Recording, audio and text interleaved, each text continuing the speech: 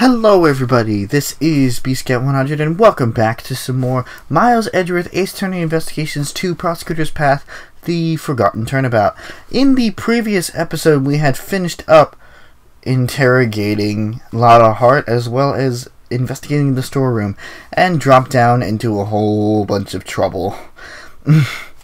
In this episode we're going to go head to head against Franziska to prove Kay's innocence. If you like what you see, leave a like down below, comment if you have anything to say, subscribe to me if you haven't already, and share with your friends so they can join in on this investigation. So let's hear Franziska's logic. The victim used her keycard and entered this room with the culprit. Then the culprit stabbed the victim in the chest with the candelabra, killing her. Since the letter makes it obvious who the culprit is, of course, the crime scene was right here in this room, the PIC meeting room. The proof is in the bloodstain we found here in the meeting room. That settles it, Miles Edgeworth. Miss Forgotten really seems confident, doesn't she? I see. She's a fiery one, isn't she? I don't mind a feisty cutie, so how about an introductory hug? How repulsive. Well, Miles Edgeworth, can you break my logic? If you truly have no intention of stopping here, prove it to me with evidence. Very well, I'll show you, Franziska. The evidence that paves my path. Already got it. The victim used her keycard and entered this room with the culprit. Then the culprit stabbed the victim in the chest with the candelabra, killing her. Shouldn't the letter make it obvious who the culprit is? Of course, the crime scene was right here in this room. The PIC meeting room. The proof is in the bloodstain we found here in the meeting room. That settles as Miles Edgeworth.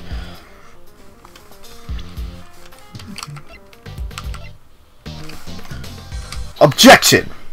That was an easy one, Franziska. Come on, throw me a harder pitch. If memory serves me correctly, the blood in the meeting room was found in front of the statue of Lady Justice, was it not? To murder someone before Lady Justice, the culprit knows no fear. I wonder about that. Have a look at this piece of evidence.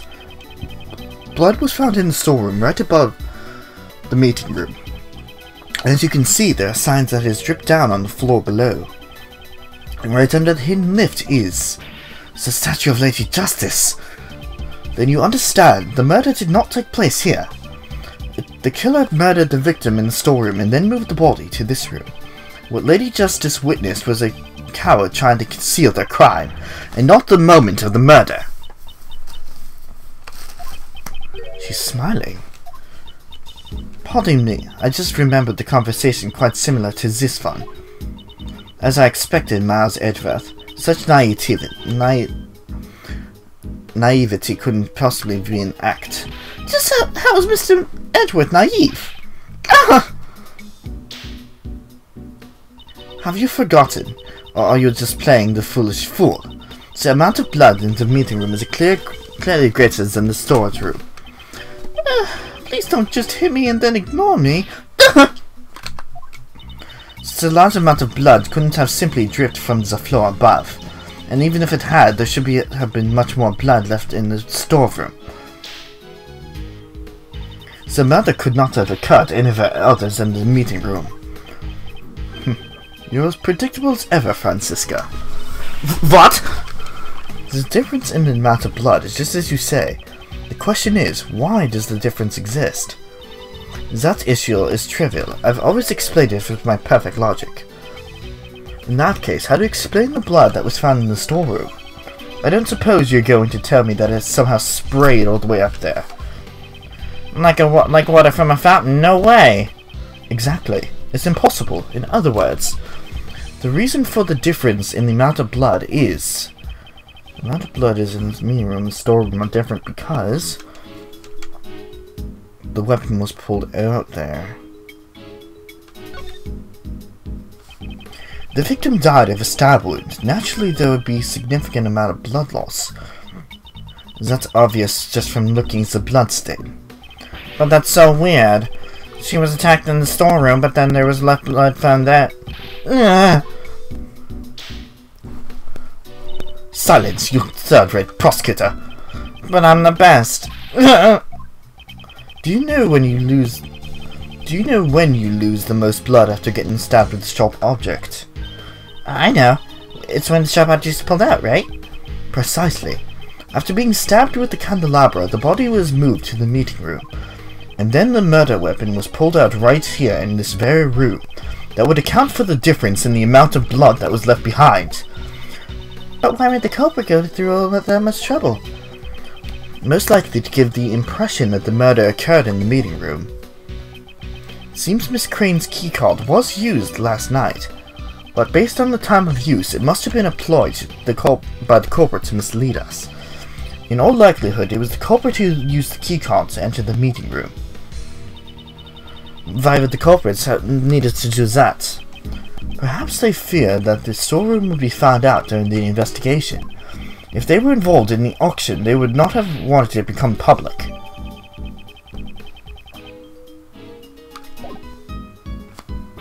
So auction, you'll say. Perhaps you should go upstairs and see for yourself what items are on display. I'm sure that will allow you to understand what occurred here. Impressive, Miles Edgeworth. You're willing to go that far to protect her. There's something big lurking behind the scenes of this case. Case simply got caught up in it. You're exaggerating. Am I now? More than anyone, I would think you'd understand the significance behind all this. Why would you, a prosecutor working with Interpol, be involved in a domestic case? Wasn't your objective to cross a certain international smuggling ring? If your search for smuggled goods has led you here, then isn't this feeling I have related to this case? I'm relieved. You haven't lost your touch, even though you've turned in your badge. I've heard about your situation from Scruffy over there.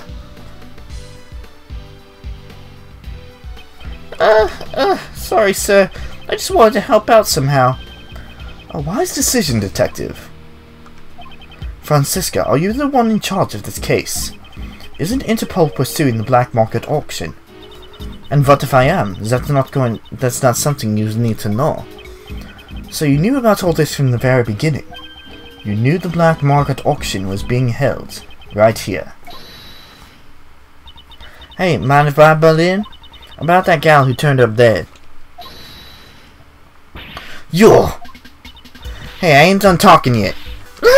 Y'all changed the lick. This case doesn't even need a fragment of your false testimony. What are you saying? I'm bona fide out! Back then, you gave false testimony. Miss Van Karma seems to really dislike Lada. I can't say she's fond of her. Ain't that Crane girl one of them PIC members? She's the spitting image of the conductor. I reckon she hit me again. What is the meaning of this? Answer me, Miles Edgeworth. From Miss Hart's testimony, we obtained a description of what the conductor was wearing, and it matches what the victim, Jill Crane, was wearing. You meant to say the one who was murdered was the conductor? Miss Von Karma, maybe you should come. It would seem that a new fact has just been brought to light. Indeed, I came here in pursuit of the black market, in order to arrest the organizer of the event, in other words, the conductor. If we believe Miss Hart's testimony, then the conductor is already dead. Wouldn't this mean that your investigation has ended in vain? That's right. However, I swear on my name that I will not return empty-handed.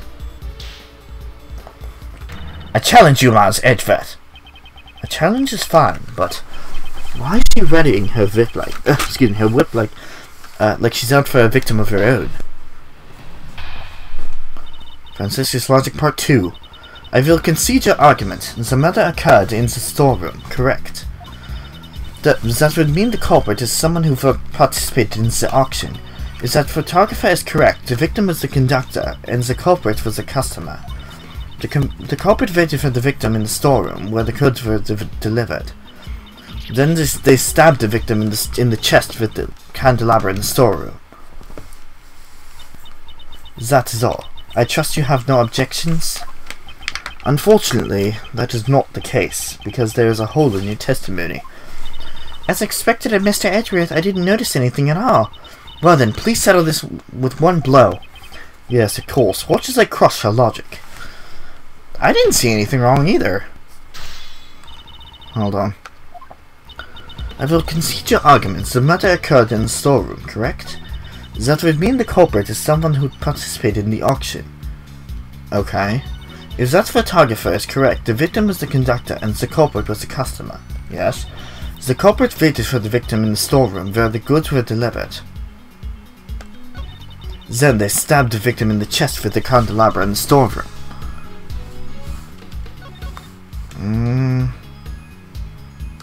Hold it! So, you're saying that the victim was the auction conductor? Right, and the culprit. Ain't that one who told... Yes, that's right. However, I was simply making sure her logic is clear. That ain't right. You're doing it wrong. This is the part where you're supposed to say, I done goofed. The culprit was a customer participating in the black market. What in tarnation? Now you've done it. The consequence will never be the same. Of course, that is only if this photographer's testimony is true. Can't tell whether they're on good or bad terms. The issue here is the culprit's actions. The culprit waited for the victim in the storeroom where the goods were all delivered. Hold it! Miss Holt was in the storeroom at the time. Could the culprit really have been waiting there? I don't know where she was hiding, but since you've seen it, you must know as well. There are numerous hiding places in that storeroom. So the culprit was hiding while they waited for the victim to arrive. I believe the crime occurred after the auction ended. After all, the victim was the organizer of the auction, the conductor. During the auction, the organizer would have been in front of the customers the entire time. After the auction ended? Please add that statement to your testimony. I believe the crime occurred after the auction ended. Oh shit, didn't mean to do that. Oh well. The victim was killed after the auction ended. Are you certain of that? The victim is the conductor. That is the only possibility. Without the conductor, the auction couldn't have been held. The auction couldn't have been held. Something seems odd in this testimony. Press the wrong button.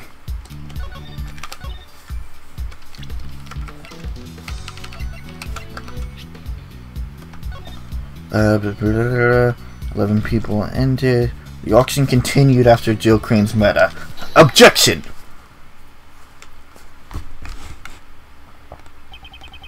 As I thought, you were one step behind. What did you say? The victim was not the conductor, and I have proof. Miss Hart's testimony. The photographer's testimony is not trustworthy. What are y'all saying? I'm a bona fide... Oh, God damn it. Well...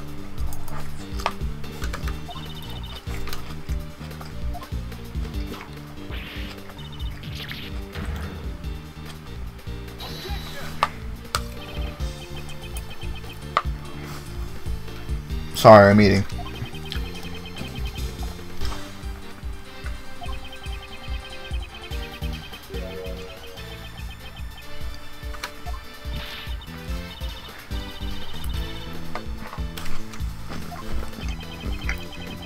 Do you think the auction could have continued without someone conducting it? The victim was not the conductor. The person killed must have been a customer.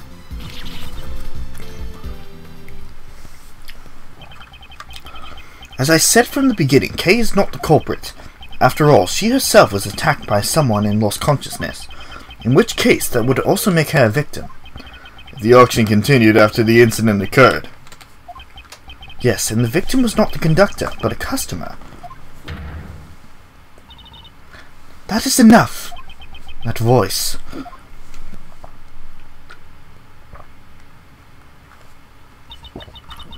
Order in the court. The chairman will now enter. My, no need to be so stiff. Actually, feel free to call me Blaze. Well then, Blaze, what brings you here? Huh? Well, I just wanted to see if my idiot son was working hard at that is all. This kind of father-son relationship really healthy. I come to light a fire under you, but it seems I found an unexpected bonus. To think that the criminal who has become the talk of the town would be here, of all places. Everyone, restrain the suspect at once. Please wait. Carrie Faraday is not the culprit. Silence!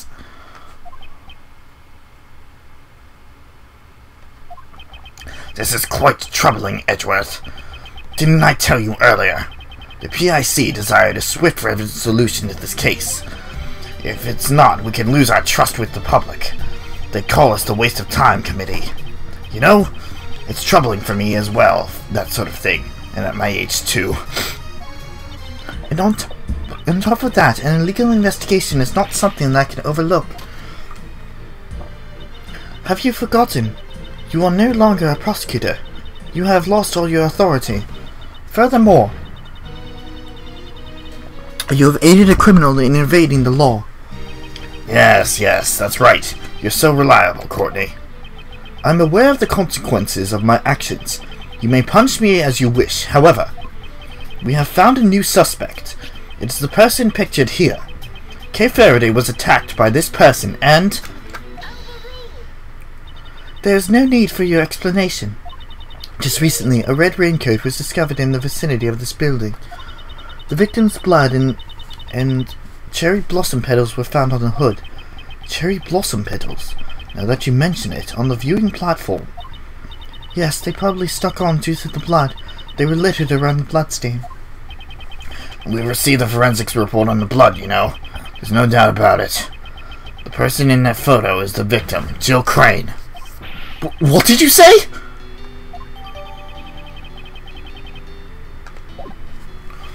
Impossible! That would completely destroy the foundations of our logic.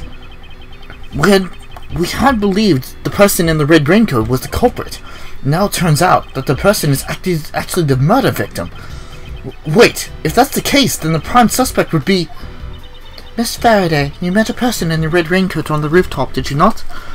Yes, I did, but... The person in the red raincoat was the murder victim, and Kay Faraday came into contact with... Since one of the parties is now dead, what happened next should be clear. Kay was attacked by that person! As the victim, it would be impossible for her to be the culprit.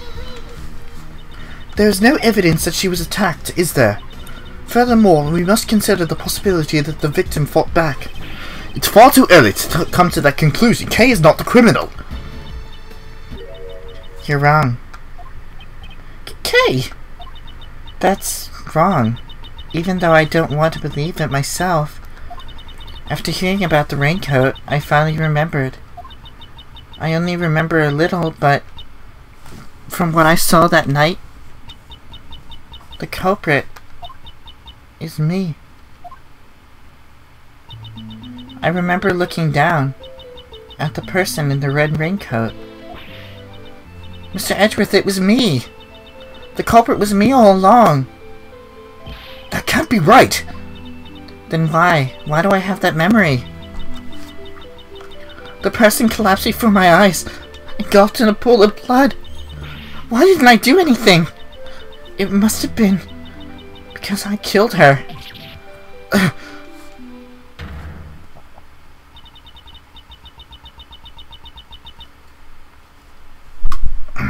Stupid fucking thing. It is clear to me the validity of Kay Faraday's memory. Didn't you doubt it until now, pal?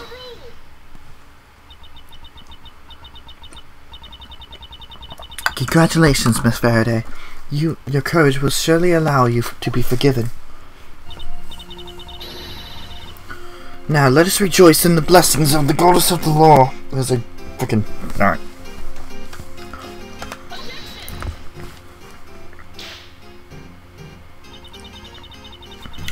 Allow me to give my opinion as an international prosecutor. Her actions as a criminal are... Hurry, arrest Kay Faraday at once. How dare you behave that way before me? You're being too forceful. Further verification is necessary. I'd even go so far as to say this is unlawful. Unfortunately, the law does not side with you. It sides with me, you see. But you know, the beautiful bond between you two has been etched deeply into my heart. That reminds me. We seem to have forgotten one additional suspect.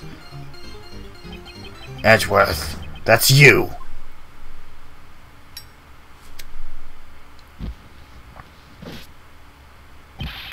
What's that, pal? Mr. Edgeworth hasn't done anything wrong. I beg to differ. That's right. You see, he's no longer a prosecutor, sadly enough. Your actions have gone too far this time. An illegal investigation and assisting in the escape of a criminal. I cannot even think of you as a former prosecutor. Now humbly accept your punishment. Ugh! Oh yes, that's right. I believe the plan for today was to hold your hearing before the PIC. Why don't we leave the hearing for tomorrow, even though the result is already crystal clear? You should think long and hard about what you've done. Very long and very hard. Court is now adjourned.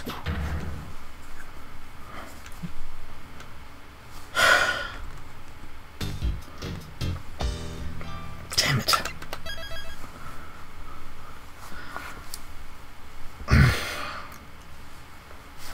Alright, where are we at now? Jail! Good. Good. Alright, let's go on a little longer. April 6th, Detention Center Holding Cell. This is the second time I've been in the cell. All of my evidence has been taken from me. The only thing I have left is Kay's Yacht Grossu's badge. I'm worried about Kay. Is she alright? Yep, that's all we have. You know, now that I think about it, we never did the profile, so let's just go through them real quick. 32, Tecumseh Homicide Detective. Karen Jensen, age 22, nurse from Dai Young Hospital, assistant to coroner Bonnie Young.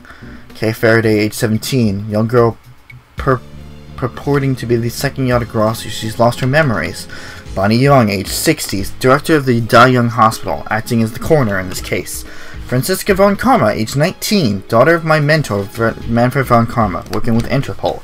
Sebastian de Best, age 17, self-proclaimed best prosecutor. In reality, his logic is also often absurd. Justine Courtney, age 26, a judge, also a member of the Prosecutorial Investigation Committee. Jill Crane is the victim at age 33, a member of the PIC and Justine's colleague. Blaise de Best, age 68, chairman of the PIC, former chief prosecutor, Sebastian's father, Leapy. And we got Raymond Shields, age 36, head of the Edgeworth Law Offices, suggesting I take on the path of an attorney. And Emma Skye, high schooler studying in age 18, high schooler studying in Europe to become forensic scientist. A lot of heart, 25, claims to be an investigative photographer, has covered many scoops in the past. We got a lot of people involved in this case.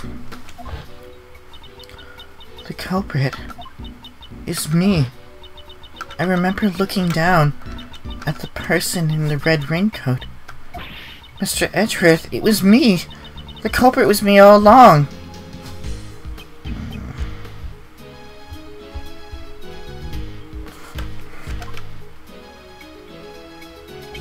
You have a visitor. Please hurry out. A visitor? Who could it be? Someone by the name of Dick Gumshoe. Will you turn him down? No, it will be hard to face him now.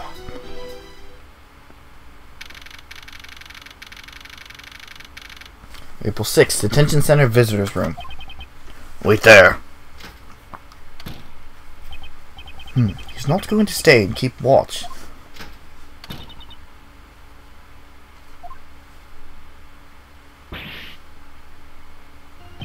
Judge Courtney? Hush! Please, have a seat. Why are you here? I was told the detective had come. If I didn't instruct them to tell you that, you wouldn't be sitting here right now. Can't think of anything she'd need from me at this point. I should try to figure out what she wants. Alright. I think we're going to end it off here. In the next episode of Miles Edgeworth Ace Attorney Investigations 2 Prosecutor's Path, The Forgotten Turnabout, we're going to find out exactly why Judge Courtney's here. I will see you guys later.